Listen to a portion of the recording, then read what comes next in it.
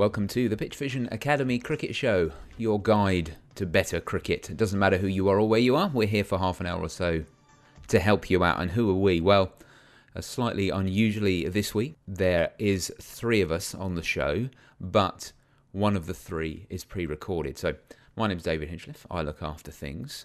And joining me live on the line, recording live on the line, is one of the regular hosts. It's the cricket professional at Portsmouth Grammar School. It's Sam Lavery. Hello, Lavis.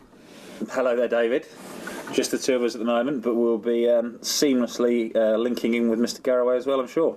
That's right. Yes, of course. The Director of Cricket Coaching at Millfield School, Mark Garaway, will be answering the questions later in the show. And then we will, as if by magic, make him appear like the shopkeeper from Mr. Ben. There's a reference for you, Lavers. Does that one kind of work worldwide? Yeah, I don't know how many people are just scratching their head and going, "What are you talking about?" Well, YouTube is your friend.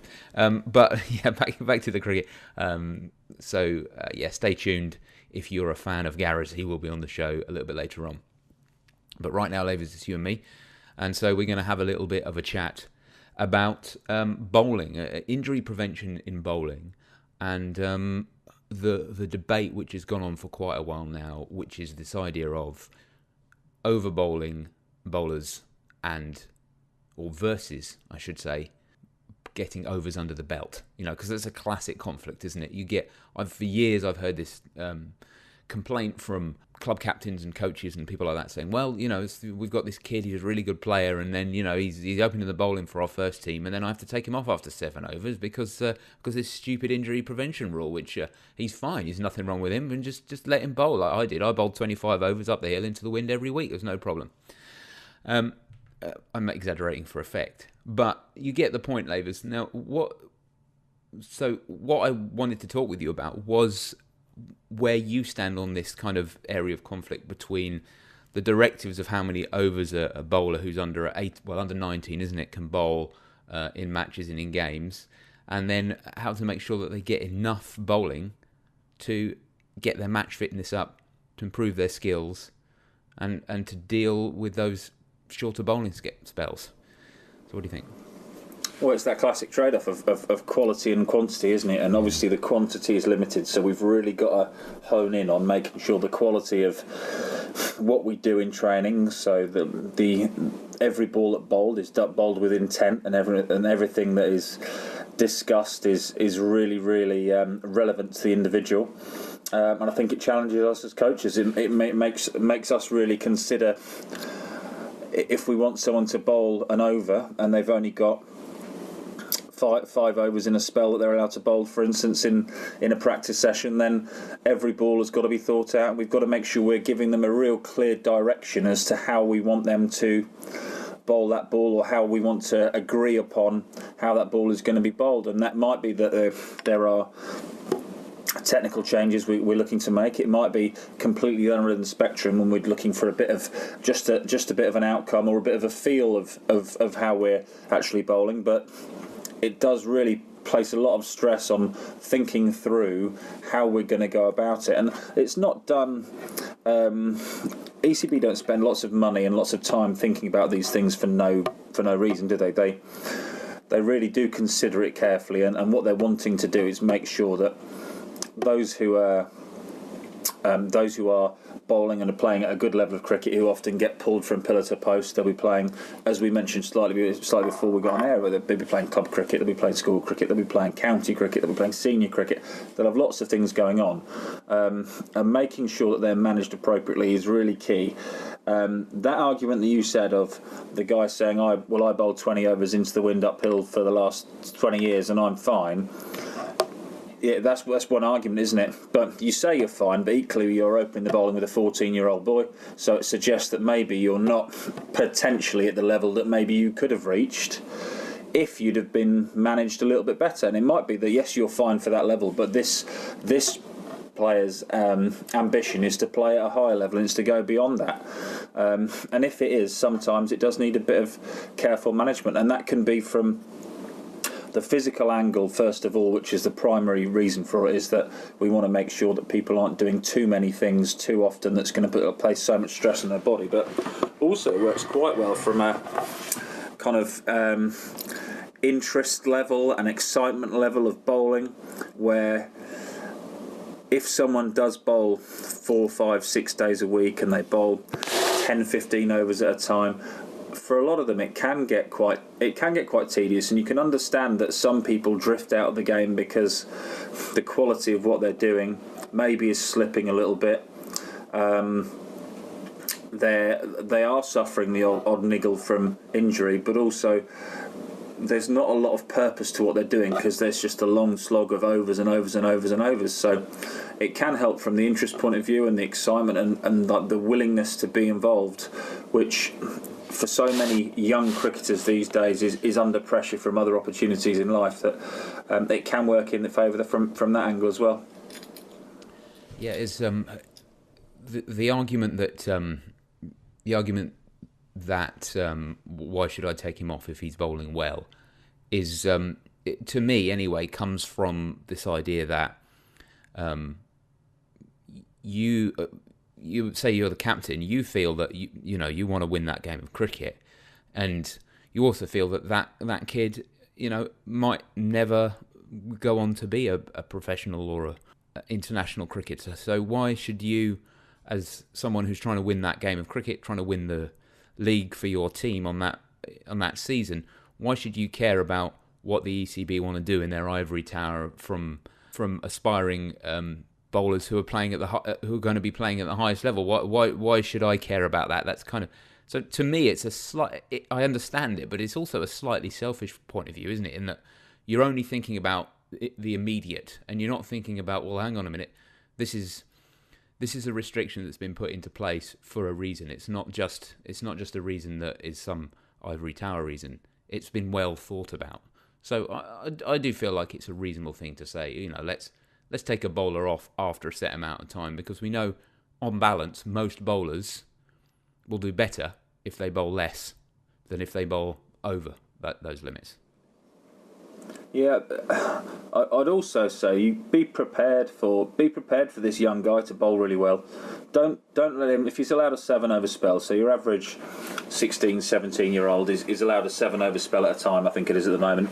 And if they do bowl well and they beat the edge or they take an edge or whatever, and then after 3 or 4 overs you bring in that second slip, that third slip, because the chances are being created, then when maybe you as a captain can rethink your strategy a little bit and actually be quicker to move on, bringing in that extra catcher if they're looking like a match winner, and taking advantage of the fact that they're bowling well, rather than reacting after it's happened and then wanting another 2 overs at the end because you maybe haven't had the field in place or the strategy or the confidence in asking to bowl a particular line or length a little bit earlier on. So I guess it all comes down to, if we could know every bowler individually and we could know what their physical makeup was, how their spine was formed, how their technique worked with their physical mechanics, and how much stress that placed on their body, then we could no doubt say to certain boys or girls who are 14, 15 years old, actually you're fine to bowl 10, 12, 13 overs in a row, and there will be people who could withstand that, I'm sure. But equally, there'll be others you get who outliers really at both ends, don't you? You get outliers. Exactly. You're going to get plenty of outliers. But what we've got to, all we can do is say what's going to protect everyone. And what they're trying to do is protect as many people as possible in this instance. And obviously this doesn't even protect anyone, because we know what Tymal Mills is like. He really struggles when he goes beyond that. So he's someone with a slightly narrower spine structure, and it doesn't... the muscle he's got around that doesn't have as much. I think it hasn't got as much attachment opportunity, so it's not as strong as it would like to be, and so it presumably fatigues a little bit more quickly, and he struggles with issues because of that. He's I guess he's probably 25, 26-year-old guy now. So thinking about this, it's what we're trying to do and look after as many people as possible. Yes, we're not necessarily going to help a specific cricket club win a game of cricket, But again, if the laws are set out or the rules are set out at the start of the game, the start of the season, whenever it might be, then we know the constraints we're under. We've got to play with them. And we're doing it for the greater good, which is looking after those guys who are wanting to play from the age of 10 years old through to the age of 40 years old, hopefully, rather than having them pull up with an injury at 23, 24 and missing out on 15 years of cricket, which would be a great shame. And really, how good, with that greater good in mind, then to say, well, hang on a minute, if he'd have bowled 2 more overs there, we could be champions.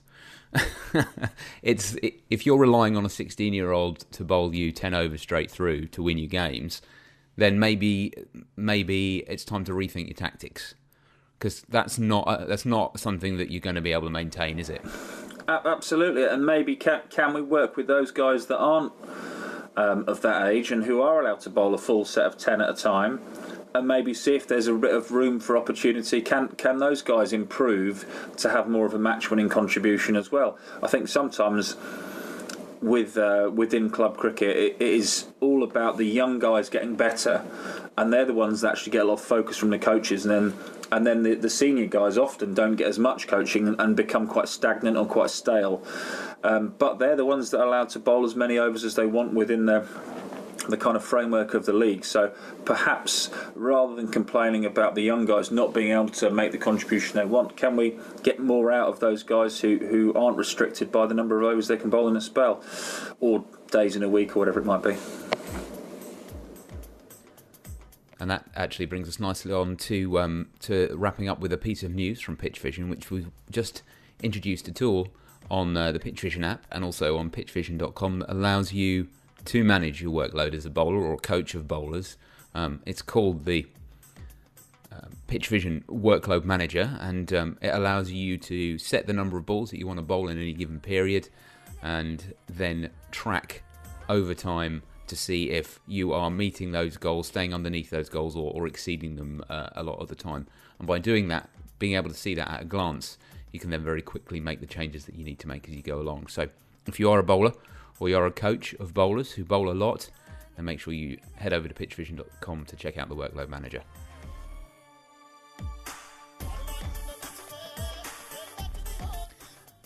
And now it's time for us to answer a couple of questions that have been sent into the show.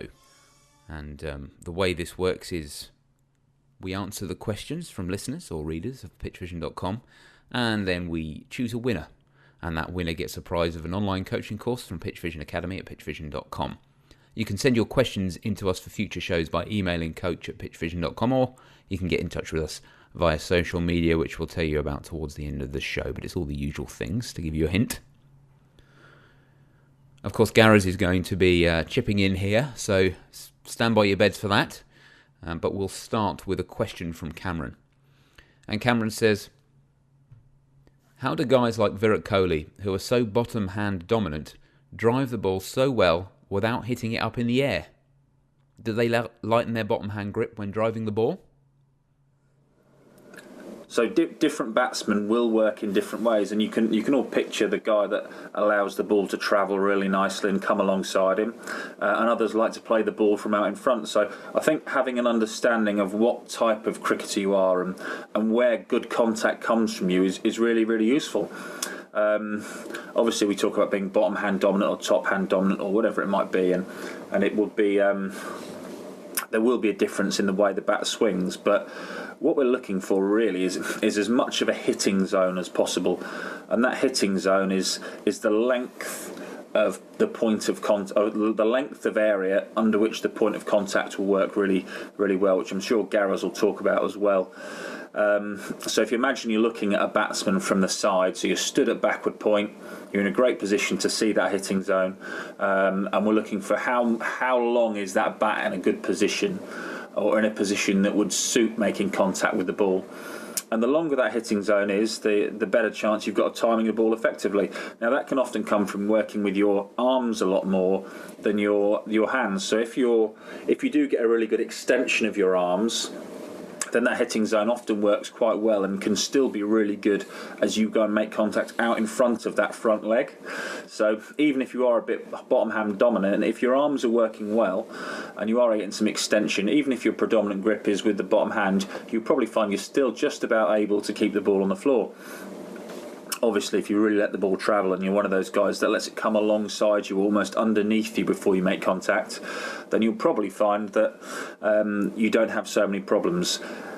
Again, we can go back to our batting types and whether we're the sort of person who likes to be quite squatted and quite wide, or the person that naturally leans into the ball. Now, that person who leans into the ball is going to play it from underneath them a little bit more, and they're going to be head over the ball, whereas the person who plays it from starts from that slightly wider stance is probably going to play the ball from just in front of them. So we're all slightly different in the way we go about doing it.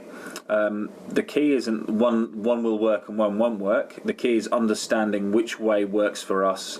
So yes, Virat Kohli, excellent role model, excellent person for someone to try and mirror, but really only an excellent person to copy if you're that type of mover, you're that type of batsman, which fits into the same framework as him or an Ian Bell or those kind of guys who very much lead with their head first, get their body weight into a ball, and because of that can probably play the ball quite late and be quite bottom hand dominant if that's the way they pick up the ball. And because of that, he's actually incredibly good with those wrists, isn't he? And he can work the ball from offside into leg side right at the last second with that power in the bottom hand. So potentially for some they might see it as a weakness, but for Virat Kohli, as with so much of the things he does, he turns it into a strength.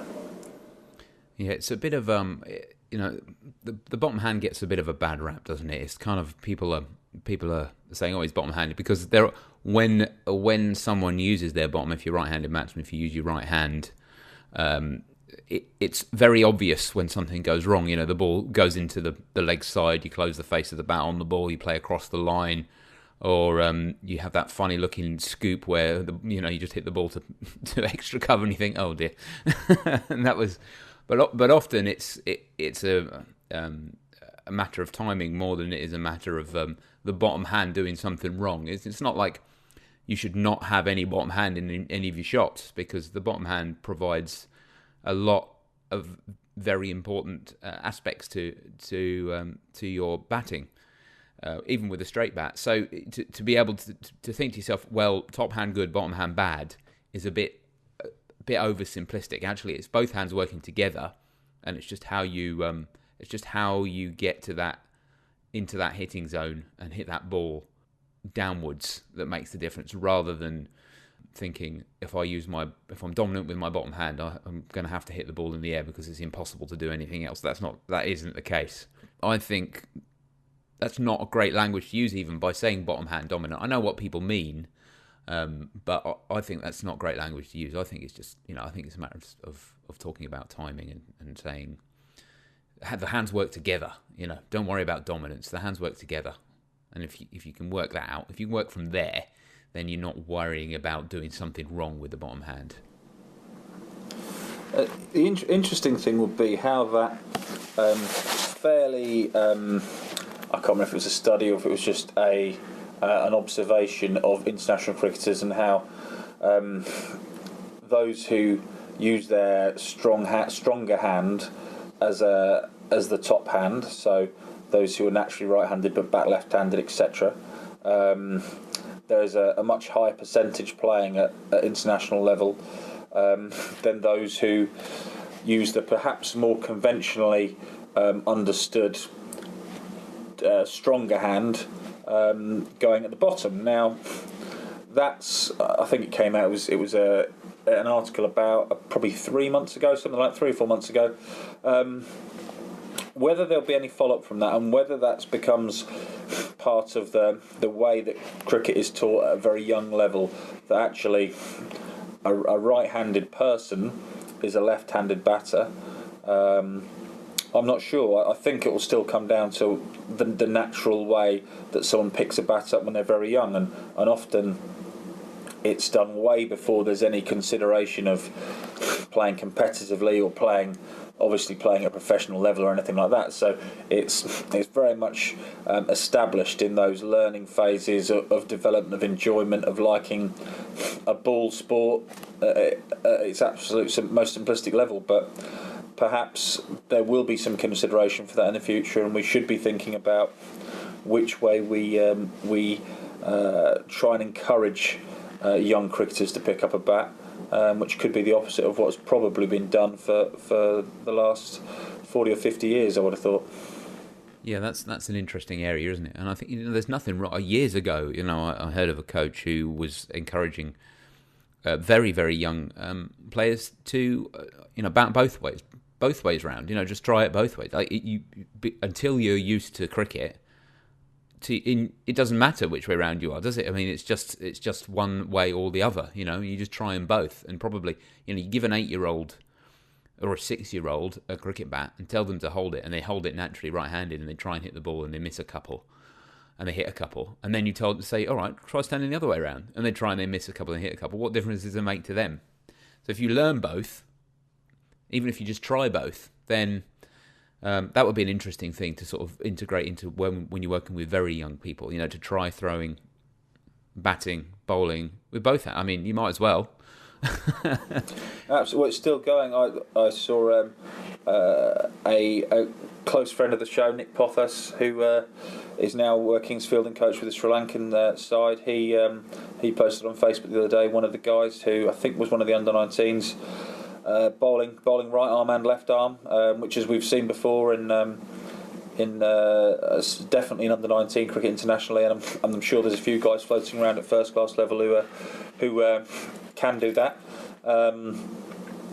Predominantly spinners, but there are people out there who have continued to teach themselves to do both skills, and I'm sure it's to their advantage now they've been through a lot of hard work and come out the other side. It's presumably to their advantage that they can do that, and it's got to be useful for. Yeah, I wouldn't necessarily recommend like a 16-year-old guy who's embedded in the game making that change as much as saying, well, try it with kids who are just starting out. And I think we're probably a little bit soon to close them off and push them into right-handed or left-handed, because I imagine it probably happens in a matter of weeks and months with people at an early age. But if maybe they can continue for a few years trying a bit of both, then especially with the skills coming into batting where reverse sweeps and switch hits are such a big part of the game, then having that early education in hitting in a different way or the opposite way round is only going to be more useful for those skills. Okay, let's see what Gareth has to say about it. It's interesting when you say, Virat Kohli is so bottom hand dominant. Is it that he's gripping the bat harder? Is it that his batting grip is slightly different to the model that you have in your head, Cameron?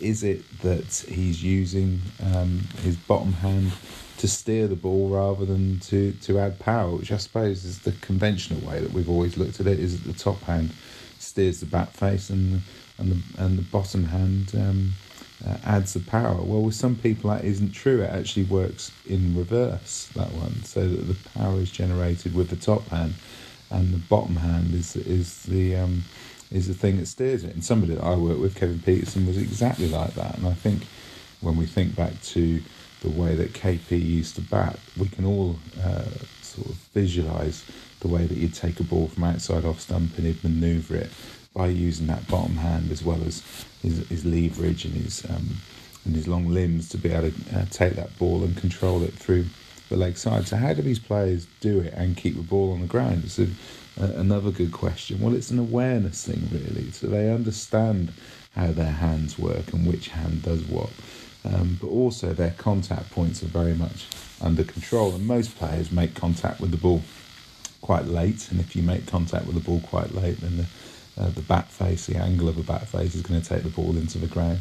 But with somebody like KP, he's actually accessing the ball a little bit earlier than most players, but still able to hit it on the ground. So it's an awareness thing, really. One of the best ways of building up awareness is through what are known as Inver drills. And John Inverarity, he was Warwickshire coach and then head of selectors for Australia. over the past 5 years or so before Rob Marsh then took over that position. He came up with loads of drills a number of years ago, which basically involve a ball being rolled or bobbled to you, and you hit the ball with one hand. So you put the bat in the top hand and hit it, then you put the bat in the bottom hand and you hit it, and you'll work out then which one of your hands is the power one and which one of your hands is the steerer, of the manoeuvre of the bat face, the thing that steers that bat face and takes that ball away on the intended direction. So you'll work that one out. And also from there, probably with the bobble feed more than roll feed, is that you'll work out where your contact points are in order to keep control of that ball, just like a Virat Kohli does. But back in my day with England, Kevin Peterson would do in a slightly different way to what we had in our heads as a technical model. So Cameron, that's a really good drill to do. Inver drills, if you can get on the internet, have a look at those. There's a few kicking around on the old search engines, the video search engines. Well worth a look at. Next question is from Ganeeth, and Ganeeth says, I am a 17-year-old from India. I used to bowl fast and furious. I had pace, nip and swing, but I had a year's gap, and now I just have line length, no pace, no appreciable swing. Fat got deposited on my waist a bit. How do I get thin and get my bowling back? So this is not the Biggest Loser podcast, but I'm sure we can give him some advice, can't we, Lavis? Oh yeah, get playing again first of all. As much activity, running around and doing as much as you can first of all is always a great starting point for losing a little bit of weight. So I would recommend that you don't give in to I'm a bit behind people. I'm used to being one of the better players, and now I'm gone behind. You're at that critical development age there of 15, 16, 17 where everyone is accelerating pretty quickly in their development. So a year out of that stage might see you drop from being a bit in front to a little bit behind, but you've still got the opportunity to get back in. Leave it another 2 or 3 years and it'll become harder and harder to re-establish yourself at the level you want. So first of all, get back on with playing the game. Obviously, the fitness side of things will depend on how much time you have available and how you can commit to what you're trying to do. But as a bowler, you've got to try and look after those core things. So your core strength and that trunk strength is going to be really important for you as a bowler. So in terms of injury prevention, first of all, make sure that we do plenty of work on that, and then that lower body strength, upper body power combination, really useful. So it's just making a routine, I think, to start with. So without even considering the final outcome of wanting to bowl 70, 75, 80 miles an hour, whatever it might be, in terms of losing the weight, make sure we've got some regular cardio or sprint work or something that's going to get you moving around and get you feeling a little bit lighter on your feet again, first of all. A little bit of weight training in there is going to be really useful for raising that metabolism, burning a bit of fat. So big compound movements like deadlifts and squats and those kind of things, pull-ups, bench press, those kind of things are going to work multiple muscles at the same time, stimulate lots of muscle growth, hopefully get some fat being burnt there. Once you've got through that little bit, think about your diet, because diet's always going to override everything else. You can try really hard with those weights, really hard on that cardio. If you work on the diet will outweigh the other things almost every single time. So if we can get a balance where we're working hard on all three facets there of strength, endurance and working with a diet, they're your really good starting points. Then you can start worrying about streamlining it into bowling fast afterwards. But yeah, get out there, get bowling again, get enjoying the game. Be patient with yourself, because it's not going to happen in 2 weeks. It's probably going to take a little bit longer than that. Someone who could have been lost from the game by the sound of it, right back in it, which is where we want him. Yeah, I can only echo that. I'd take it back a step even further and say, have a look at the way that you think about this as well. I mean, it clearly, the fact that you've sent in a question says that you're feeling some anxiety about this, right? You're concerned in some way, and what that might suggest is that you're worried that you are no longer proving yourself. You know, it's almost an ego thing. It's like, well, I'm not as good as I was, And if I go and try and be as good as I was and fail at that, then I'm a failure. I'm not a good player. So that's kind of that's a way of thinking at it that's kind of restricting yourself and preventing yourself from getting to where you want to be by closing off doors. But if you take a different approach and say to yourself, this is where I am, this is where I want to go to, if I want to focus on improving rather than proving, then I'm going to very quickly not only get back to where I was, but go beyond where I was and much further, because my focus is on improving rather than trying to get back to where I was to prove that I haven't lost it. I haven't lost my talent that I had originally. Because if you focus on that other side, then it just leads to stress and anxiety and not pushing yourself forwards. But if you try and push yourself forwards, you follow the advice that Lavers has offered to you and forget about trying to prove yourself, then I feel like that will help you stick to it and it will lead to much faster and much greater success. So that would be what I would add to your comments, Lavers. You had the practical one, I had the philosophical one there, I think. Excellent, good combination. And Gareth has no doubt have the right one. Let's have a listen to what Gareth has to say. Genny, great to have you back bowling. And yeah, I'm sure you're a little bit frustrated about the fact that you were fast and furious, that you had nip and pace and swing, but now you've turned into more of a line and length bowler. It could be that you've stumbled across the main reason, which was during that period of non-bowling activity that you picked up a bit of excess body weight. I think we can all relate to that. But given your age, you're in a position to be able to do something about it. Now, these things happen through either having the same diet with a period of inactivity or lesser activity, and then obviously by replacing that inactivity with some activity, you will get yourself back to where you were before. Or it could be that actually you picked up some not so good eating habits during that time as well, and a lot of people make poor dietary decisions without even thinking about it. It's not a conscious effort. So one of the best ways to work out what you're eating and whether you have changed your routines around food is to actually write everything down, and you can do that either in a book, and people have kept food diaries for years, or nowadays you can do that on your phone, can't you, with quite a few of these food management apps that are available. Both ways are really good, and what they'll do is they'll start to build up an awareness of what actually you're putting into your system, what time of day you're eating, for example, and it'll just build that awareness, so then you can make some informed decisions about the type of food that you put into yourself, how much food you feed yourself, and all of a sudden you'll probably find that you shift a bit of that weight and that your movements become more efficient because your body's not having to shift quite so much timber around with it, and as a result there should be a knock-on effect at your age that you'll get back to bowling fast and furious. Of course, the other thing is that you might have grown as well during that time.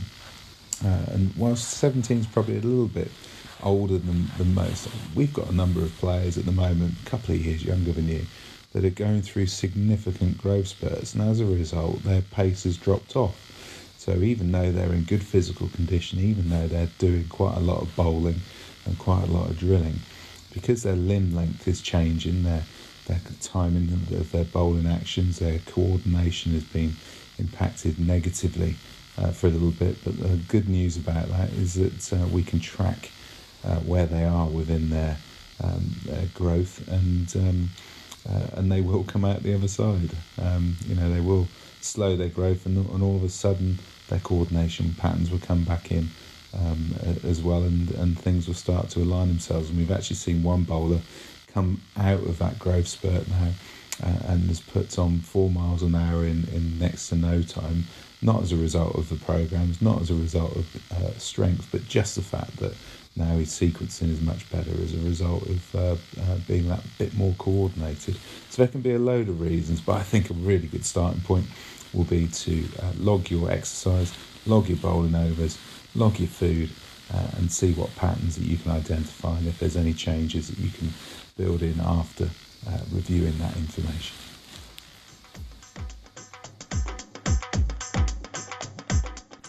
And that is just about all we've got time for on the show this week. Slightly unusual one, but we got through it and hopefully helped a few people along the way. Before we go, we need to decide on a winner of this week's competition. And so, Lavers, you're in the chair this week, and the two questions on offer were Cameron's question about bottom hand dominance while driving, and Ganith's question about getting thin and getting his bowling back. So which one did you prefer this week?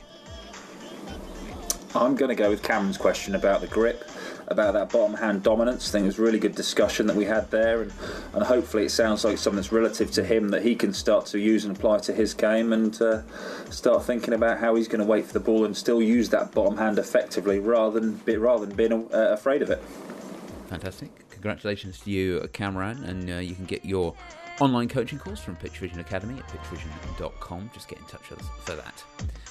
Now, Lavers, if someone was listening to the show and wanted to send in their question and have their chance to win the prize, how could they get in touch with us?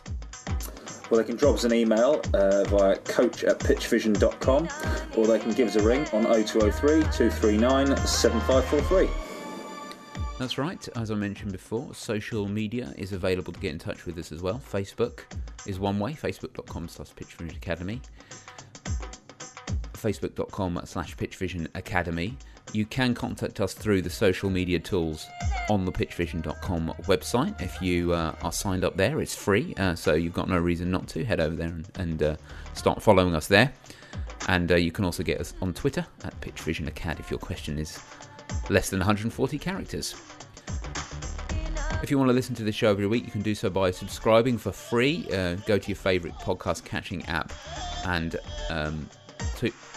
do a search for PitchVision Academy and then tap on the subscribe button. You can do that. Or you can head over to pitchvision.com/academy and click on the podcast link. And you get all the old shows in there, details of show notes, and lots of other fun stuff, including streaming the show straight onto your device. That's all for this week. We hope you listen next week. But until then, have a good week. Cheers, Lavers. Cheers, David.